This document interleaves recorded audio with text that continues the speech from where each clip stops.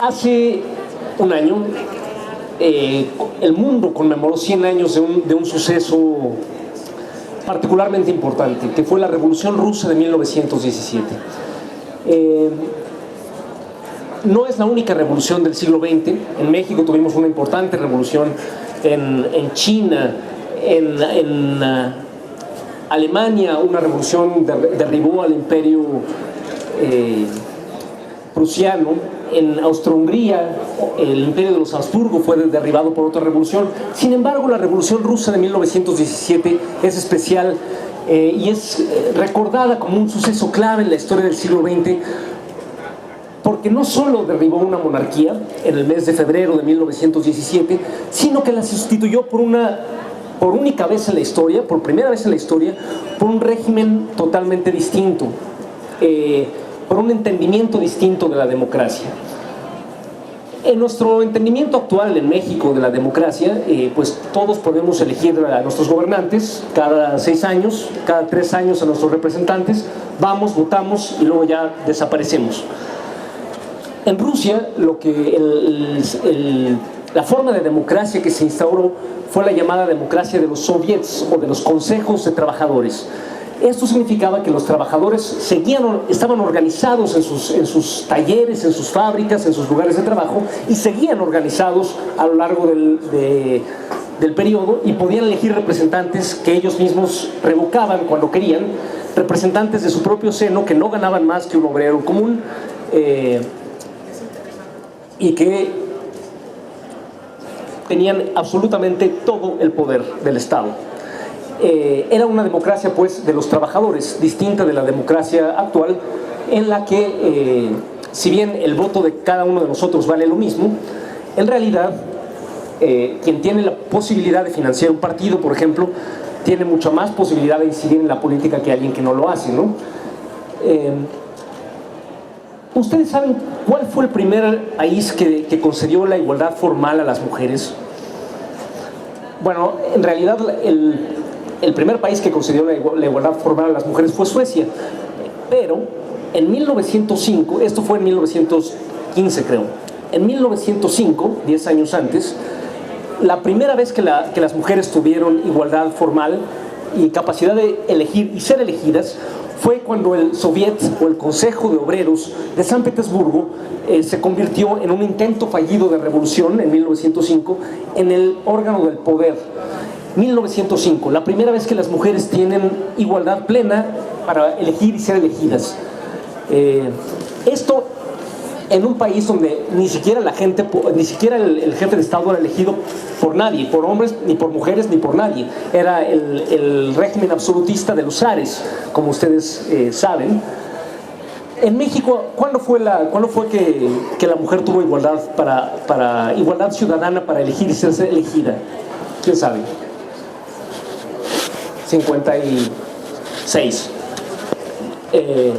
Entonces, más de 50 años antes, en Rusia, los trabajadores y las trabajadoras habían implementado un régimen donde las mujeres tenían plena igualdad para elegir y ser elegidas. A mí me pareció importante contar la historia del factor que hizo posible una revolución tan diferente a las del resto del mundo.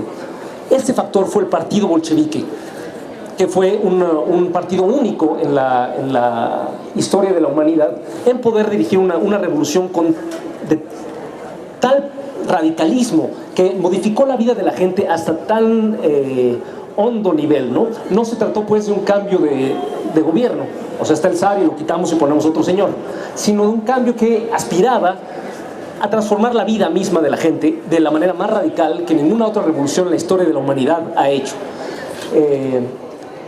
Este partido que hizo la diferencia en esta revolución era diferente también en sí mismo, desde mucho antes.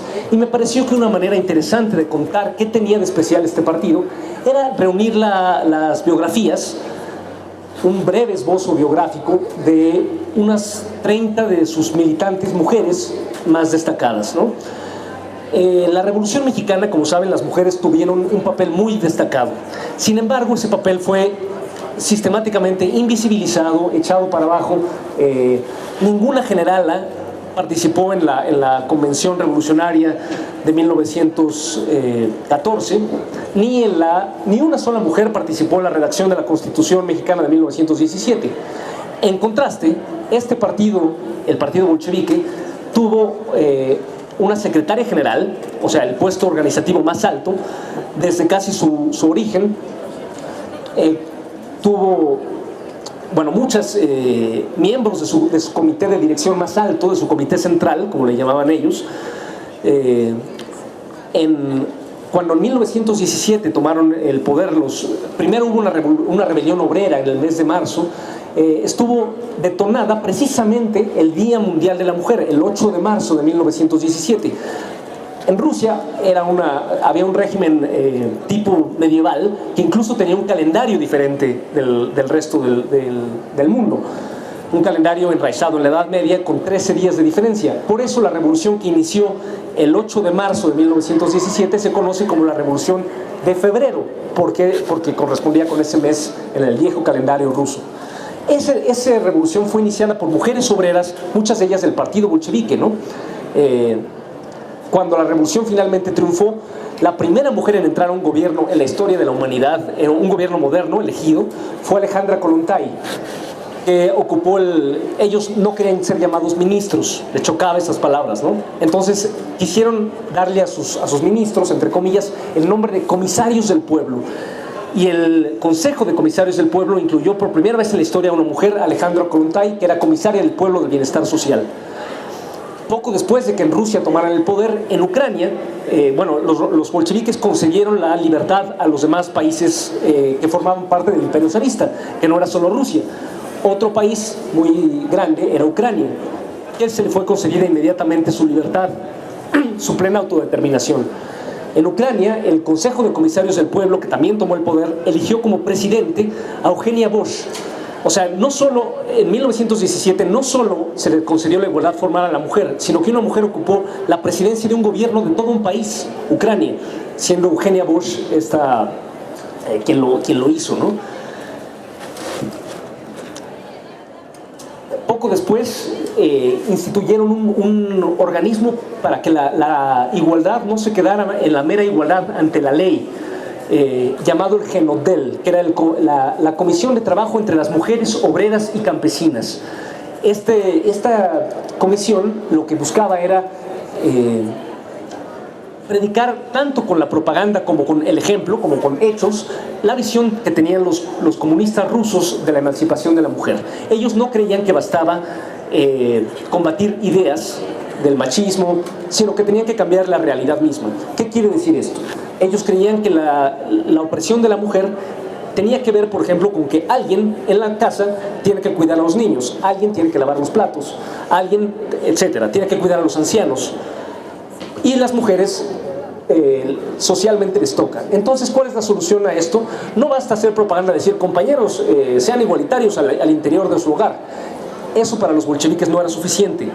Creían que las labores domésticas tenían que ser socializadas. Entonces, para ellos, la emancipación de la mujer incluía guarderías, comedores, lavanderías, asilos, orfanatorios, todo ese tipo de instituciones sociales que hacían que la crianza de los niños, el cuidado de los ancianos, el cuidado de la familia y todo lo que ahora dejamos en el ámbito doméstico fuera hecho por la sociedad misma, en la medida de lo posible. Y eso no fue todo. En 1920, la Unión Soviética, todavía no era la Unión Soviética, la Rusia soviética, fue el primer país en la historia de la humanidad que no solo despenalizó el aborto, sino que lo incluyó en su sistema de salud accesible para todo el mundo. Esto es muy impresionante, considerando que hace apenas menos de un mes, hace un par de semanas, Argentina está luchando por legalizar el aborto. México lo ha legalizado solo en algunos estados, como la Ciudad de México, pero no es una conquista a nivel nacional. Y Rusia en 1920, hace más de 90 años, ya lo había hecho legal, ¿no? Claro, siempre hay peros, ¿no? El programa de los bolcheviques era, en palabras de Lenin, romper el eslabón más débil de la cadena del imperialismo. Esto quería decir que para ellos el imperialismo era un sistema mundial que tenía que ser destruido por la revolución mundial. Rusia iba a ser tan solo el primero, ¿no? Ellos pensaban que iba a ser el primero y que con los recursos de todo el mundo, Rusia era un país atrasado, campesino, muy grande, pero muy pobre. Ellos creían, pues, que para realmente hacer realidad este programa necesitarían años de desarrollo y además contando con el apoyo de los países industrializados, Alemania, Inglaterra, Francia, Estados Unidos. Esto no ocurrió. En 1918, 19 y hasta el 20 hubo intentos revolucionarios muy serios, muy verdaderos en casi todo el mundo. Intentos revolucionarios en Alemania, en Italia, en Finlandia, en Hungría, en España. Una huelga general en Manchester, una huelga general en Buenos Aires, una huelga general en Johannesburgo, una huelga general en Tokio. Es decir, hubo una situación, verdaderas oportunidades revolucionarias en todo el mundo.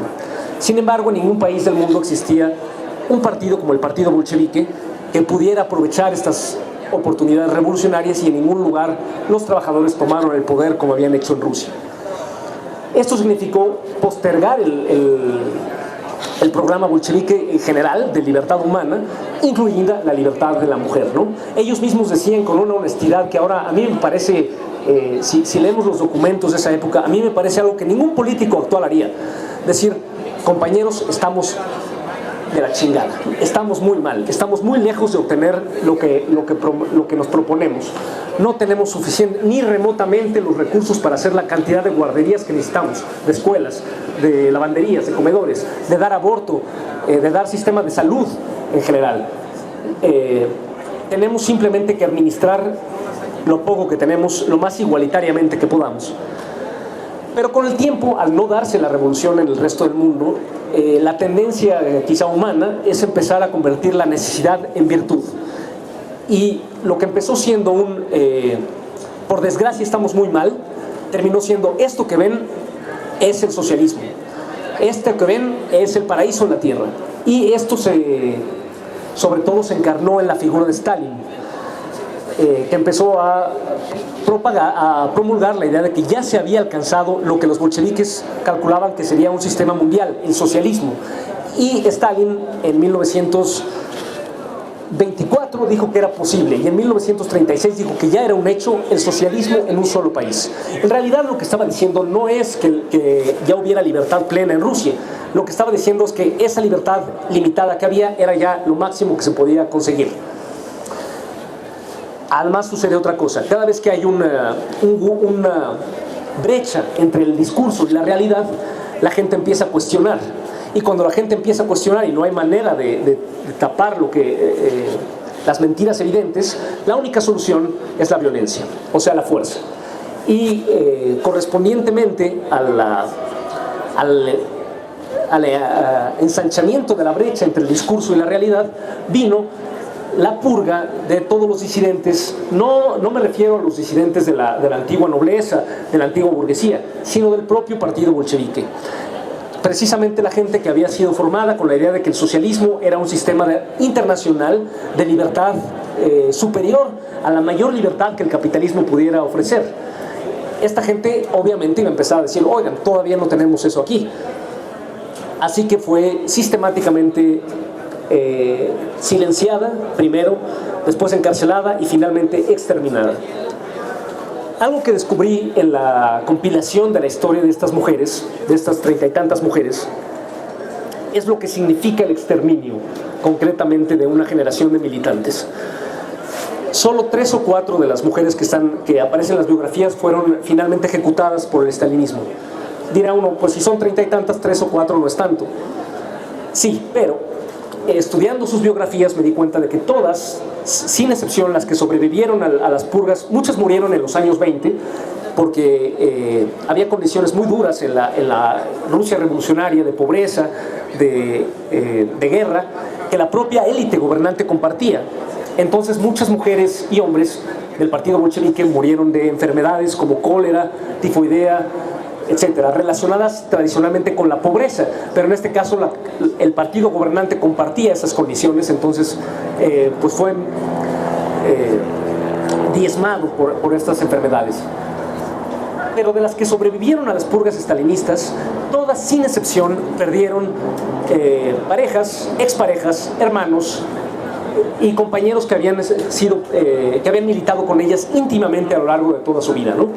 Por ejemplo, Alejandra Kollontai fue una de las pocas que sobrevivió, incluso murió el mismo año que Stalin, o sea, en los años 50 ya.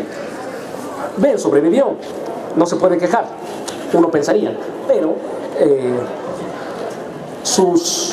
los dos hombres del partido bolchevique que habían sido sus parejas, Shliapnikov primero y el marino Divenko, después los dos fueron exterminados por las purgas estalinistas. Sus compañeros en la oposición obrera, porque ella fue muy crítica en los años 20 y militaba en algo llamado la oposición obrera, todos sus compañeros de la oposición obrera fueron ejecutados en las purgas. Todos los compañeros que militaron con ella antes de la revolución fueron purgados, ¿no? Y así hay muchos ejemplos. Escojo ella porque es un ejemplo particularmente conocido. Ella fue una militante muy completa, una intelectual muy prolífica, escribió muchos libros que todavía se consiguen, fue una especialista en la libertad sexual de las mujeres y curiosamente fue embajadora en un país lejanísimo de Rusia, olvidado de la mano de Dios en los años 20, llamado, creo, México. Ella llegó a México en los años 20, en la época de Calles. Imagínense el protocolo, si el protocolo diplomático ahora es bien machista y no contempla, por ejemplo, la palabra embajadora se refiere a la esposa del señor embajador, no significa otra cosa, y no hay protocolo, o sea, el protocolo dice, el embajador se sentará aquí, su esposa se sentará acá, etc. En los años 20 llega esta Alejandra Kollontai, que no solo es bolchevique, no solo es mujer, sino que además es bolchevique, y no solo es bolchevique, sino que es especialista en la libertad sexual. Imagínense el tipo de escándalo que fue en la sociedad mexicana. Entre las mujeres cuya historia recopilé, me di cuenta de que había gente pues extraordinaria que conocemos, cuyas obras conocemos sin saber de quién son. ¿Cuál es la mayor película en la historia del cine soviético? O menciónenme una. El acorazado Potemkin. No sé, quizá les suene. El director fue famosísimo, Sergei Eisenstein. ¿Pero quién fue el guionista? Entonces no todos sabemos, ¿no? Fue una mujer bolchevique que había sido obrera en 1917, en marzo. Había sido de las detonantes de la Revolución de Febrero, una líder local de las obreras bolcheviques de San Petersburgo, entonces llamado Petrogrado, que después fue una militante en la guerra civil, una militante y militar bolchevique durante la guerra civil. La guerra civil fue este episodio después de la revolución en que el gobierno soviético trató de defenderse de un alzamiento contrarrevolucionario y de la invasión de 14 potencias extranjeras contra su revolución. Bueno, en estas condiciones, esta mujer, que por cierto es la primera que abre el libro por orden alfabético, Nina Agafdanova, por cierto, ella había entrado al partido bolchevique siendo en 1905, durante la revolución de 1905, que curiosamente es el tema del acorazado Potemkin. Ella no vivió los sucesos de 1905 porque era adolescente. En esa época sencillamente empezó a militar. Curiosamente su relación con el cine venía de que ella se ganaba la vida de ser pianista en el cine mudo. O sea, el cine era entonces mudo y ella era pianista y usaba la sala oscura del cine como lugar de reunión clandestina en la lucha contra el zarismo, siendo ella bolchevique. Se me hace una historia fascinante, ¿no? Después ella se casó con un militante llamado Shutko, que era además un dramaturgo y un intelectual muy completo, un escritor. Él fue quien la animó a escribir guión cinematográfico. Escribió varios guiones, pero uno de ellos se llamaba 1905, que tenía dos partes. Una parte la filmó Sergei Eisenstein bajo el título El acorazado Potemkin, y ahora es conocido como la mejor película, muchos dirían del siglo XX, o la mejor película de la historia, para otros, ¿no? Hay gustos, pero hay quien lo considera así. Una obrera de San Petersburgo, ¿no? Bueno, obviamente ella no murió en las purgas stalinistas, pero su esposo, Shutko, sí. O sea, siempre encontramos a todo el entorno de estas mujeres destruido por las purgas, ¿no? Por ejemplo, las esposas de. Siempre es en la historia convencional se habla de la esposa de Peña Nieto, la esposa de Calderón, la esposa de fulano. La esposa de Lenin, compañeros, no era la esposa de, era una de las principales dirigentes del partido bolchevique. Fue secretaria, no se llamaba así entonces el puesto, pero era la que se encargaba de la secretaría clandestina del partido en los años del exilio. Nadezhda Konstantinova Krupskaya. Cuando hablamos de Lenin, para los revolucionarios fue por mucho tiempo, y para muchos sigue siendo un referente del revolucionario casi infalible, ¿no? O sea, el chingón que se las sabía todas, porque acertaba en cada momento táctico y construyó un partido que derrotó primero al zar y luego al gobierno de la burguesía. Bueno, cuando decimos Lenin nos referimos a una pareja compuesta por Lenin y Krupskaya. Fueron colaboradores toda su larga vida de militantes, y ella siguió haciendo cosas impresionantes después. Ella era pedagoga, especialista en educación, y ella ocupó un lugar muy importante en el Comisariado del Pueblo de Educación, y bajo su administración Rusia hizo la primera gran campaña contra el analfabetismo en la historia de la humanidad. Y incluso la UNESCO, muchos años después de la muerte de Krupskaya, le puso su nombre al premio que daban a la educación, porque ese fue el tamaño de su contribución de esta mujer. Pero no solo esa contribución educativa, sino, como les decía, antes de la revolución era la que se encargaba de dar instrucciones, era la jefa del partido, ¿no? Que hacía la correspondencia encriptada. ¿Con qué? Con leche, con jugo de limón, escribía las palabras claves en medio de las líneas de las cartas para que llegaran a los militantes en Rusia, le pasaran una vela y pudieran descubrir las cosas. A su vez se lo mandaban a ella, y ella volvía a mandar instrucciones desde el exilio. Una mujer que fue... bueno, obviamente no sabemos, era una generación rara, ¿no? No hablaban casi nada de su vida privada en sus memorias, lo cual al historiador le deja una tarea un poco difícil. Más porque otros historiadores quieren llenar los huecos existentes con especulaciones que después se vuelven realidad en la historia, a falta de otras cosas, ¿no? Por ejemplo, Lenin toda la vida estuvo casado con esta mujer, pero durante un tiempo compartieron ellos dos alojamiento en el exilio con una tercera persona, una mujer, otra, llamada Inesa Armand. La historia la reduce a la amante de Lenin. En realidad, Inesa Armand, no sabemos qué relación tuviera con Lenin, porque no hablaban de eso. Ojalá supiéramos, digo, no. Quizá sería interesante, no lo sé. El hecho es que no se sabe mucho de lo que hacía en la alcoba, pero sí se sabe de lo que hacía en el mundo. Ella fue la representante del partido bolchevique en las reuniones de los socialistas internacionales antes de 1917. Los bolcheviques formaban parte de la Internacional Socialista, de la Segunda Internacional, y formaban una minoría que estaba a veces en conflicto con la dirección del movimiento, que eran los socialdemócratas alemanes como Karl Kautsky y Bibel y otros nombres, figurones del socialismo europeo. Y este movimiento internacional le decía a los bolcheviques siempre: oigan, no entendemos por qué ustedes están separados de los mencheviques, ya júntense, ya arreglen sus diferencias y júntense, porque no vemos diferencia entre ustedes. Y los bolcheviques decían: no, sí hay una diferencia, porque nosotros queremos realmente hacer la revolución y ellos no. La historia tristemente les dio la razón. Los mencheviques terminaron estando del lado del gobierno capitalista en 1917. Pero lo que quería yo enfatizar con esto es que ¿a quién mandar cuando hay que enfrentar a los figurones de tu propio partido a nivel internacional, a las grandes autoridades? Y Lenin decía a Inesa Armand. Ella era la vocera internacional del bolchevismo, cuando el bolchevismo no era la cosa prestigiosa que sería después, sino una pequeña tendencia minoritaria. Y Inesa Armand también fue una periodista revolucionaria muy prolífica. Escribió muchos artículos, ningún libro que yo sepa, pero la historiografía, sobre todo en Occidente, la reduce a la amante de Lenin. Cosa que ni siquiera, o sea, por más que yo la estudié su biografía, todo se reduce a una carta donde dice: ay, te extraño mucho. Y ya con eso la gente... Los historiadores sacaron esas conclusiones. No digo que sean falsas, a lo mejor sí, pero la verdad es que reducirla a su relación con un hombre, a esa mujer, a ese mujerón, pues me parece una injusticia histórica que yo quería de alguna manera contribuir un poquito a compensar, ¿no?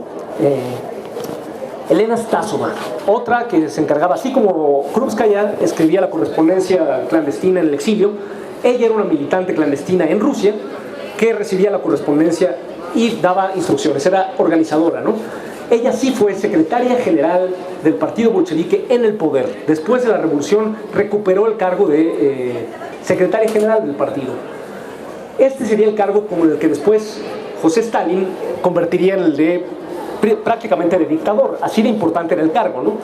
Pero no era este papel el que tenía en tiempos de Elena Stasova, que simplemente se reducía. Ella era una mujer muy modesta, quizá la misma condición de mujer la hacía insuficientemente consciente de sus capacidades. Siempre decía que no se quería meter en discusiones ideológicas, que simplemente quería darle al partido eficiencia, ¿no? Y lo hacía, vaya que lo hacía, tanto en la clandestinidad como el poder. Bueno, en los años 20, esta mujer que tenía el puesto principal en el país más grande del mundo, dijo, bueno, ya acabé mi puesto aquí, ¿ahora qué me toca? Ah, pues que te vayas a seguir luchando en la clandestinidad por la revolución en el extranjero. Y se fue a Alemania. Conocemos que el Che Guevara hizo esto, y es muy famoso por haberlo hecho. Era ministro de Economía en Cuba, y sin embargo dejó su puesto y se fue a luchar primero a África y después a Bolivia, donde murió. Bueno, no fue el primero en revolucionario en hacer esto. Les digo, Elena Stasova era secretaria general del Partido Comunista de la URSS en el poder. De ahí se fue a Alemania, donde siguió luchando por la revolución. Quizá tuvo suerte de que su estancia en Alemania, que duró varios años, correspondió a la lucha entre las facciones dentro del partido bolchevique, que luego fue lo que hizo Stalin decidir a quién mataba y a quién no. O sea, Stalin terminó, después, eso ocurrió en los 20. En los años 30, 10 años después, Stalin hizo matar a todos los que habían estado en la oposición de los años 20. Elena Stasova también fue una de las pocas sobrevivientes, y ella sobrevivió no solo a Stalin, sino a su culto. ¿Qué quiero decir? Stalin murió en 1953.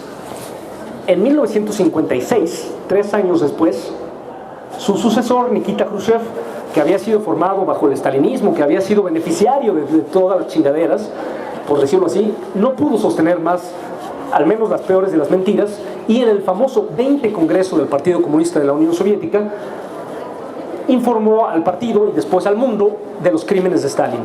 Y quien más lo ayudó en esta reconstrucción de al menos una parte muy importante de la historia de la Unión Soviética fue precisamente una de las que había sido su víctima, pero su superviviente, Elena Stasova, ¿no?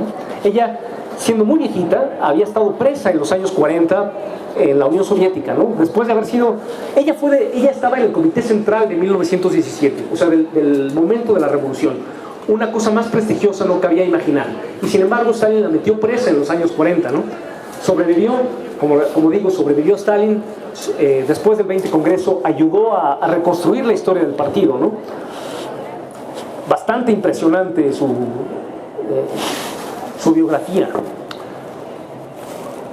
Las que otras mujeres sí se opusieron directamente al stalinismo, desde el principio y hasta el final. Esta mujer que les digo que fue la primera presidenta de un gobierno nacional, Eugenia Bosch, presidenta de Ucrania, del Consejo de Comisarios del Pueblo de Ucrania.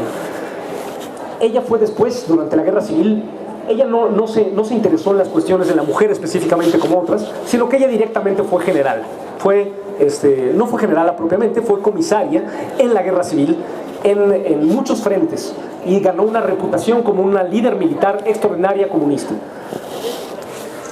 Ella se asoció con León Trotsky, era parte de la oposición de izquierda dirigida por León Trotsky, y cuando Trotsky en enero de 1925, fue expulsado de su posición como dirigente principal del Ejército Rojo, comisario del pueblo de guerra, Eugenia Bosch, que estaba muy enferma, dijo, yo tengo que seguir luchando, pero no puedo seguir luchando porque estoy muy enferma, y se suicidó. Todavía era tan grande su fama que le pusieron su nombre a un puente que cruzaba el río Dnieper, que es el río que cruza Kiev, la capital de Ucrania. era muy, pues, o sea, aún una opositora que se había suicidado era así de famosa, así de importante, ¿no? Sin embargo, conforme la lucha contra el trotskismo fue desarrollándose más en la Unión Soviética, pues sus libros dejaron de circular. Durante la Segunda Guerra Mundial, cuando los nazis ocuparon Ucrania, el Ejército Rojo tuvo que retroceder, hubo que dinamitar el puente que se llamaba Eugenia Bush, y cuando reconstruyeron el puente después de la guerra ya no llevó su nombre. Otras fueron directamente ejecutadas por el estalinismo, ¿no? Varias, entre ellas todas quien tuvieran una relación con León Trotsky. Su esposa, Natalia Sedova, sobrevivió porque vivió aquí en esta Ciudad de México hasta los años 60. Murió en Francia porque estaba de viaje en Francia cuando enfermó y ya no pudo regresar y murió, pero vivió toda su vida exiliada, todos sus últimos años exiliada aquí en México. Pero otras, su primera esposa, la mujer que lo había reclutado al marxismo, o sea, Trotsky de muy joven, de chavito, de 17 años, militaba en un pequeño grupo de revoltosos en el sur de Ucrania, donde dominaban las ideas más o menos vagas del populismo. O sea, querían pues una revolución basada en el pueblo en general y quizá en el campesinado en particular, sin muy claramente qué vamos a hacer. Y dentro de este grupo había una sola marxista, que era Alejandra Sokolovskaya. Ella fue quien, después de muchas discusiones, logró ganar al joven, todavía no se llamaba Trotsky, porque ese es un seudónimo, se llamaba León Davidovich Bronstein. Logró ganar al joven Bronstein al marxismo. Después este joven, reclutado por Sokolovskaya, se convertiría en el principal dirigente, después de Lenin, del partido bolchevique y de la Revolución de Octubre, ¿no? Alejandra Sokolovskaya siguió militando en la revolución, fue comunista durante la revolución de 1917, dirigió una escuela enorme, una universidad en San Petersburgo después de la revolución, y desde el principio militó en la llamada oposición de izquierda, es decir, la tendencia de Trotsky, que quería restaurar los viejos principios del bolchevismo contra la degeneración stalinista. Cuando todos los principales líderes de la oposición habían sido, incluido Trotsky, habían sido deportados a distintas ciudades del Asia soviética, ella fue la última, junto con el escritor Víctor Serge, curiosamente, dirigente de la oposición de izquierda en Leningrado. Finalmente ella también fue arrestada y, a pesar de que tenía como 80 años, enviada a un campo de trabajo y al final ejecutada. Les digo, no es para nada un caso único. Otras murieron heroicamente en la guerra civil. Un caso que me encontré de una bolchevique que yo no había oído nunca hablar antes de entablar esta investigación, se llamaba Alexandra Kim. Ustedes, si ven un mapa de Rusia, verán que es enorme. Cubre todo el norte de Asia, toda la mitad norte del gigantesco continente asiático. Y en su lado oriental colinda con China, en una enorme frontera, e incluso con Corea. Obviamente, allá en el este asiático había colonias asiáticas, pues, o sea, esas fronteras son relativamente modernas en la historia, ¿no? Había colonias coreanas en el territorio del Imperio zarista. Y en una de esas colonias coreanas nació Alejandra Kim, que tenía otro nombre, no recuerdo, un nombre coreano. Se casó su padre se pasó a la religión ortodoxa rusa, por lo tanto la rebautizó Alexandra, y ella fue, al ingresar al partido bolchevique, fue la primera mujer coreana en ingresar al movimiento comunista, ¿no? Por eso se le reconoce bastante hoy, hasta la fecha, en Corea del Norte. Ella fue la comisaria del pueblo de Relaciones Exteriores en una pequeña república soviética del extremo oriente asiático. Cuando los blancos, o sea, cuando los contrarrevolucionarios ocuparon ese lugar, ejecutaron a todos los que pudieron, incluida a Alexandra Kim. Pero se me hace una historia muy, muy llamativa, también para ilustrar la variedad étnica, por así decir, nacional, mejor dicho, del movimiento comunista soviético. Todas las demás eran procedentes de diversas partes del imperio soviético, zarista. Finlandia era parte del imperio zarista y por lo tanto algunas de ellas eran finlandesas. Ucrania, que es un país diferente, como les digo, era parte del imperio zarista y muchas eran ucranianas. Armenia, Kazajstán, etcétera. Todo lo que ahora vuelven a ser países independientes, polacas, ¿no? Por ejemplo. Había pues de todo tipo de idiomas y de todo tipo de clases sociales. Algunas, como Alejandra Kollontai, eran aristócratas. Ella era hija de un general zarista. Pero ella fue la primera, Alejandra Kollontai, curiosamente, en establecer modos para reclutar específicamente mujeres. O sea, ellos reconocían, los bolcheviques en general, reconocían que en la sociedad capitalista las mujeres sufren una opresión especial. Las mujeres obreras son doblemente oprimidas, como obreras y como mujeres, y por lo tanto hacían falta esfuerzos especiales para reclutarlas al partido. Y Alejandra Kollontai fue de las primeras que dirigieron estos esfuerzos, y dieron frutos, compañeros. Reclutaron a varias mujeres obreras que después se convertirían en de las principales dirigentes de la revolución, ¿no? Por ejemplo, Claudia Nikolaeva, que dirigió que fue miembro del Comité Central, una obrera encuadernadora, sabía leer de milagro porque era obrera de una industria que requería saber leer, la industria librera, ¿no? Ella fue de las principales dirigentes de la revolución en San Petersburgo, después fue dirigente sindical después de la revolución, antes y después de la revolución, fue miembro de la oposición y de milagro se salvó de las purgas estalinistas. De lo último que hizo antes de morir fue ser enviada, durante la Segunda Guerra Mundial, Rusia, la Unión Soviética, estaba aliada de Inglaterra contra la Alemania nazi, cuando la Alemania nazi estaba invadiendo la Unión Soviética.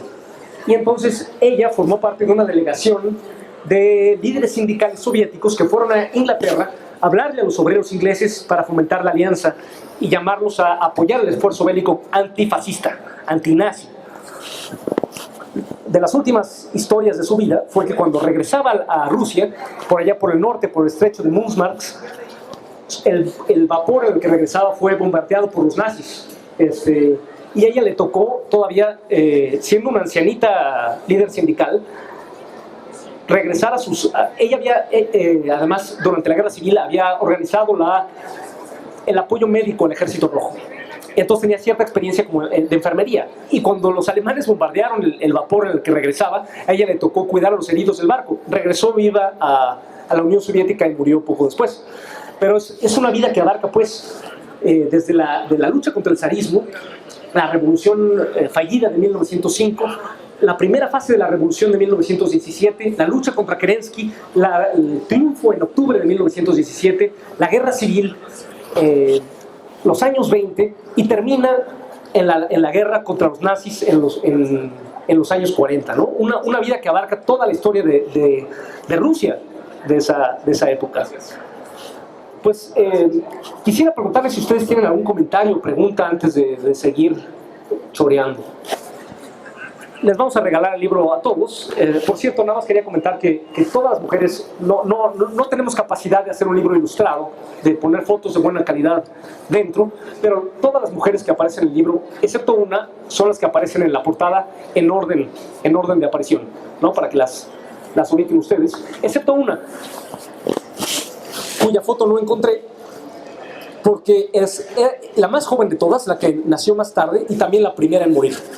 Ella nació en 1900 y murió en 1917 durante la insurrección de octubre.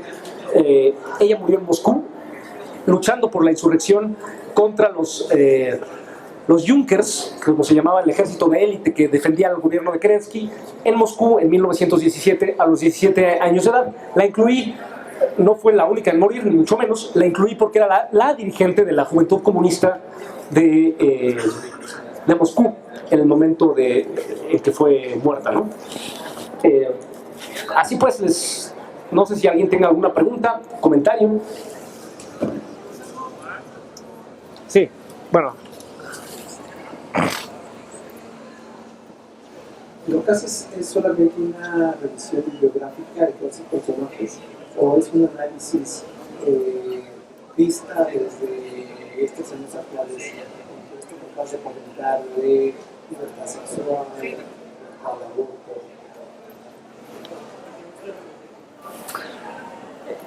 Dos partes tienen mi respuesta. Una es, sencillamente, sí, A mí me gustan los libros de casi puro dato. Ustedes saquen las conclusiones, ¿no? Casi todo lo que les di fue choro, que no viene en el libro. Se pueden sacar esas conclusiones de la lectura. Desde luego que mi lectura estuvo influenciada por mis intereses actuales. Pero otra parte de lo que quería decir es lo moderno que suenan sus propios escritos y sus propios pensamientos. Necesitan muy poca o ninguna enmienda la mentalidad de estas mujeres. Muchas usan la palabra feminista para referirse a estas mujeres. Si entendemos por feminismo la lucha por la igualdad de la mujer, el reconocimiento de la opresión especial de la mujer y la lucha contra esa opresión, desde luego que eran feministas, radicales.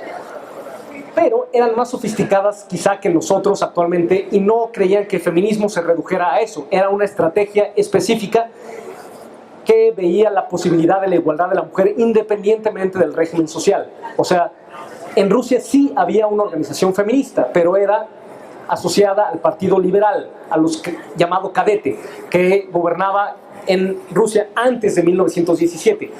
Eran, por lo tanto, en sus propios escritos, enemigas mortales del feminismo, estas mujeres, ¿no? Alejandra Kollontai, por ejemplo, sobre todo, era la que más polemizaba. Se le conoce como feminista y, en cierto modo, es verdad, ¿no? Si entendemos eso por feminismo. Si leemos sus escritos, veremos que usa la palabra feminista siempre con distancia, ¿no? Porque es distinto, la estrategia feminista de la emancipación femenina es distinta de la estrategia marxista que estas mujeres tenían, ¿no? Por ejemplo, en 1915, Alejandra Kollontai participó como representante del Partido Obrero Socialdemócrata, como se llamaba el partido que unía bolcheviques y mencheviques. Ella era menchevique en ese momento. Ella participó en un congreso femenino llamado por las feministas de Rusia, ¿no? Sí participó como, digamos, reconociendo que tenían algo en común, pero su participación consistió en llamar a las obreras a romper con las patronas, o los patrones y las patronas independientemente, y a unirse con los obreros. O sea, ella decía que el interés de las mujeres obreras era, por ejemplo, mejores salarios, guarderías, licencias de maternidad. Pero para lograr esto no había manera de hacerlo enfrentándose con los sindicatos. Para eso tenían que aliarse a los sindicatos, aunque tuvieran mayoría masculina, y enfrentarse a los patrones, ¿no? Las feministas solían ser burguesas, es decir, solían ser damas de alta sociedad, más o menos, y había además una tercera corriente, que era ya la extrema derecha. O sea, ustedes saben que el zar tenía una zarina, y ella también decía ultra religiosa, ultra conservadora, enemiga de los pobres y de sus derechos y de los derechos de la mujer, pero ella decía estar hablando en nombre de la dignidad de la mujer rusa, como actualmente podíamos encontrar ejemplos iguales, ¿no? Y obviamente las bolcheviques decían que no tenían nada en común ni con las reaccionarias tipo la zarina, ni con las feministas burguesas, ¿no? Aunque quizá la mayor pensadora marxista de esa época fue Rosa Luxemburgo. Ella no está incluida en este libro porque no militaba en el partido bolchevique, ella militaba en Alemania. Pero ella decía cosas bastante interesantes al respecto, ¿no? Decía, para la mujer burguesa, el universo es su casa. Por lo tanto, para lograr igualdad en el universo, lo único que tiene que hacer es lograr igualdad en su casa. Pero para la mujer obrera, su casa es el universo. Su casa es el mundo. Entonces, para lograr la igualdad, tiene que lograr igualdad en el mundo. Es decir, no basta que ser igual al pobre que una mujer pobre sea igual al pobre que vive al lado, sino que tenía que ser igual a los patrones, ¿no? Que es una visión totalmente distinta y contrapuesta. Dicho lo cual, los bolcheviques sí tenían un reconocimiento muy claro de la opresión especial de la mujer y sí lo combatían explícitamente, ¿no? O sea, sí, no es que, no, nosotros no vemos género, nosotros luchamos por la igualdad de género. No, sí veían género, sí veían la opresión de género, y por eso hacían estas cosas, como el Genotdel, que es esta comisión de obreras y campesinos. Perdón, me desvío mucho de la pregunta, pero Sí. Bueno, algunos ejemplos como en América Latina, hablando de comunistas alemanes, Olga Benario, por ejemplo, algo que nos puedas contar. Ella fue Olga Benario. Es famosa porque hay una película y hay un par de libros sobre ella. Fue una comunista alemana que fue pareja de uno de los principales líderes del comunismo brasileño, Luis Carlos Prestes, que fue en distintos momentos de la historia de Brasil fue un líder revolucionario muy importante, ¿no? Olga Benario fue su compañera. Fue arrestada por la dictadura de Getúlio Vargas en Brasil y ella era judía y alemana y fue deportada a Alemania en los años 30. Eso significó su muerte en los campos de exterminio de Hitler. Muchas de estas mujeres eran judías también, por cierto, como Olga Benario. Quiero decir algo que no, sin embargo, no es tan sabido de Olga Benario y de Luis Carlos Prestes.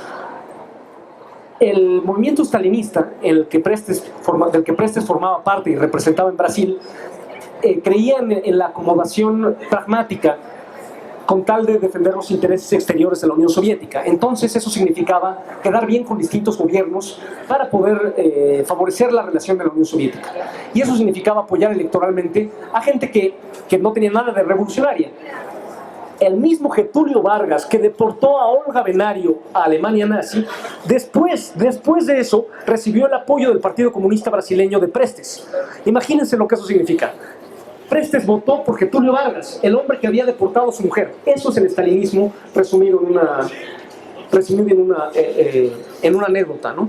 No es que Prestes fuera un hijo de la chingada, era un héroe, dio la vida por los trabajadores, luchó toda la vida, ¿no? Y sin embargo, por las contradicciones de su programa, tuvo que hacer concesiones que a nosotros nos parecen repugnantes, francamente.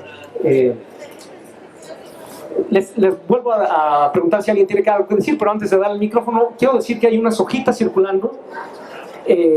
Estas hojitas nos las pide la Fundación Rosa Luxemburgo, que nos da apoyo para hacer estos libros gratis, apoyo financiero para hacer estos libros gratis, para demostrar que los libros llegaron a personas. Entonces por eso les pedimos sus datos. No es para vender, no es para hacerles publicidad ni nada por el estilo. No se los vamos a vender a Gobernación a menos que nos pague muy bien. Entonces por favor, a quien vaya a llevar su libro, por favor les pedimos que llenen este formulario. ¿Alguna otra pregunta? Sí.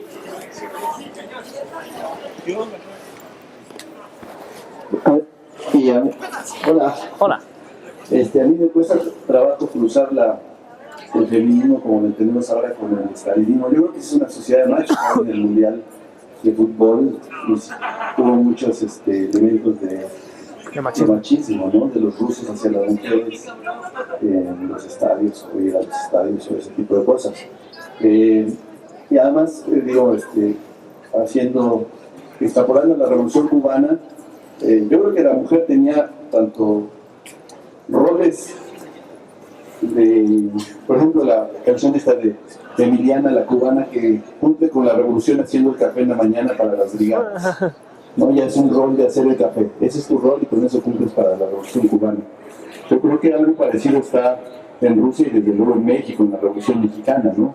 O sea, tener que cumplir ese rol. Y también estaba la cuestión de los salarios. O sea, creo que ni Marx estaba, no es que no hubiera estado de acuerdo, eran otros contextos para juzgar en la igualdad de salario de la mujer, ¿no? Más bien estaba a favor de que se capacitaran, pero digamos, me cuesta trabajo entender ese feminismo actual, cruzarlo con la opresión patriarcal estalinista, por decirlo.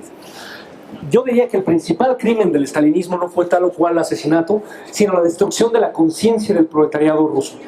Este proletariado ruso que fue el primero en conseguir el aborto, fue el primero en conseguir la igualdad, sí, la igualdad de salarios, estaba desde tiempos de Marx, era una bandera de la Internacional, se formula así, trabajo igual, salario igual por trabajo igual, sí lo era, desde tiempos de Marx. Pero lo que quería decir es que el estalinismo destruyó la conciencia del proletariado ruso y eso se ve clarísimo en la cuestión de la mujer y otras cuestiones relacionadas con la sexualidad. Por ejemplo, la primera constitución soviética, hecha meses después de la toma del poder, despenalizó todas las prácticas sexuales consensuales. ¿Cuáles eran las prácticas sexuales consensuadas penalizadas? Pues la sodomía, o sea, la homosexualidad. Era ilegal bajo el zarismo. Siguió siendo ilegal en el resto del mundo. En Inglaterra, hasta los años 70, seguían castrando químicamente a la gente que era descubierta siendo homosexual. O sea, no crean que esto era raro de la Rusia zarista. Lo que era muy raro fue despenalizarlo. Pero, bueno,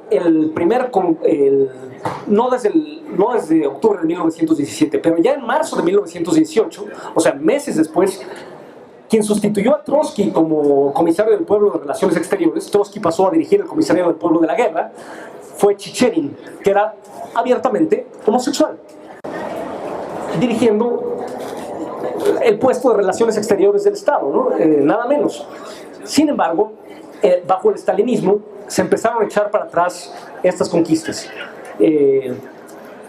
Los homosexuales fueron directamente perseguidos y deportados y castigados bajo el estalinismo. Las mujeres conservaron mucho de su estatus igual. Por ejemplo, como se puede ver, el hecho de que la primera mujer que voló al espacio fue Valentina Tereshkova. No, es impresionante estas cosas. Pero también, por ejemplo, al no poder, les decía yo, al no poder garantizar el acceso a los abortos, lo que hizo el estalinismo fue, en vez de decir no podemos, fue decir lo que podemos es lo que está bien y lo que no podemos está mal. O sea, los abortos a partir de ahora vuelven a ser pecado. Y además usaban una justificación asquerosa, que era, ya, ¿quién no va a querer traer? Sí, en el mundo capitalista entendemos que las mujeres aborten, porque pues entendemos, pero en el paraíso socialista, ¿quién no va a querer traer niños al mundo? Y era ningún paraíso socialista, ¿no? Había una gran pobreza, y las mujeres sufrían mucho esa pobreza, ¿no? Había una gran cantidad de niños abandonados, y aún así prohibieron el aborto diciendo... eso fue en 1936, ¿no? Los homosexuales fueron perseguidos, la familia que había sido polemizada en tiempos de Lenin fue rehabilitada, y eso se ve hasta la fecha.